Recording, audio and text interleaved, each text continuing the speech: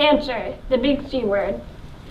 When you think of childhood cancer, you might think of smiling bald children from commercials or even Make-A-Wish.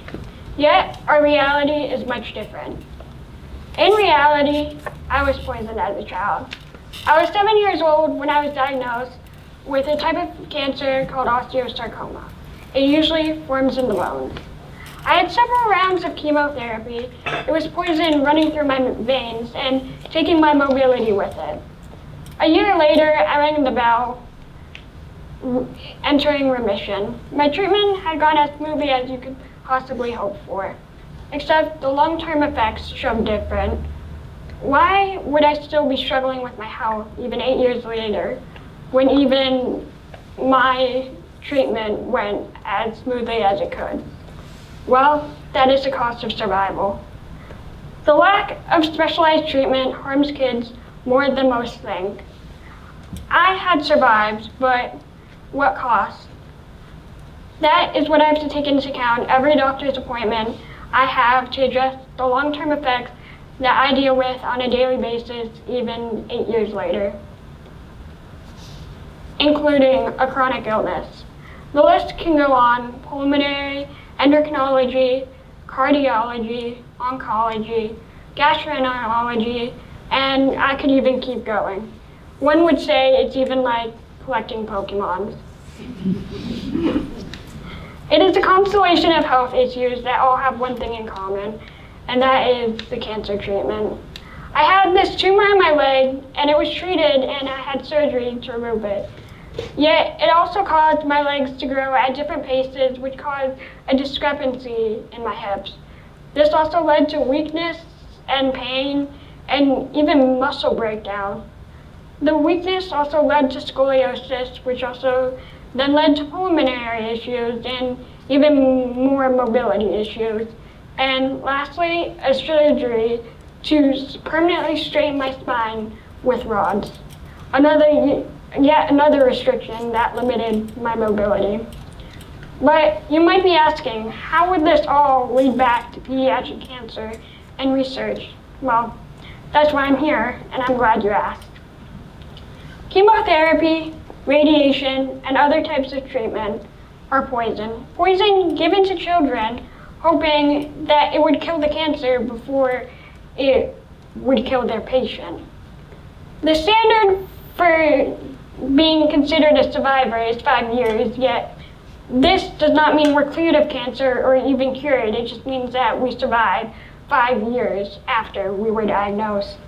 According to the Coalition Against Cancer organization, because kids are surviving cancer more now than they used to even 50 years ago, we are experiencing more long-term effects altogether. Yes, it was worth it because I had survived, yet it does not take away from the fact that it was hard on my body then and still now.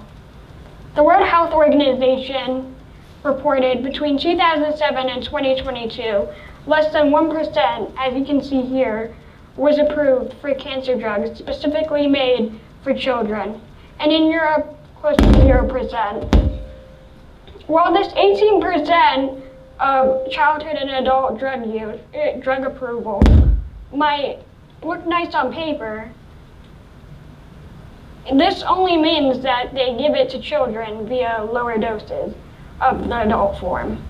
This works, but it also doesn't. It kills the cancer, but it also harms our body more than most think. It has different ways, our body has different ways of working than adults, and it responds differently too. Our developing bodies cannot respond properly to this because we are premature. And most children, if we survive both the cancer and the treatment, will end up needing hormone therapy because our treatment knocked out most of our hormones that produce naturally. The Fred Hutch Cancer Center mentions as well that we are not miniature adults, so you can't treat us like it. And they're right. You cannot expect us to respond the same or even be the same when our bodies are biologically different. Is it uncomfortable yet? Because I would hope so. So why is it this way? Childhood cancer only receives a fraction of the funding that adults do. While adults research receives 96% of all the government funding per year, childhood cancer only receives 4%. 4% for all pediatric cancers that occur in children, including specific cancers that only present in us. This can be ranging from leukemia all the way to DICG, a cancer that still has a 0% survival rate and only a 6-month life expectancy. To put that in perspective, Americans spend more on the chain restaurant Starbucks in only 3 days than the federal government spends on childhood cancer in 1 year. This is according to change.org. While I find awareness and research super important to advocate for life-saving and biological appropriate treatment, we cannot get anywhere without funding.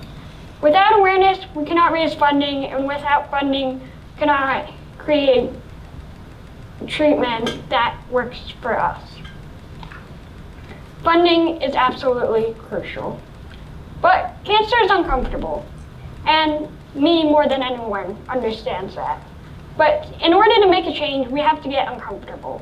We have to get uncomfortable and face the reality that this is the cost of survival. Now, I challenge you to bring awareness and funding to this #1 cause of death in children in the U.S. and support government bills that will help children have accessible treatment that will not only help us survive cancer, but then thrive afterwards. Thank you.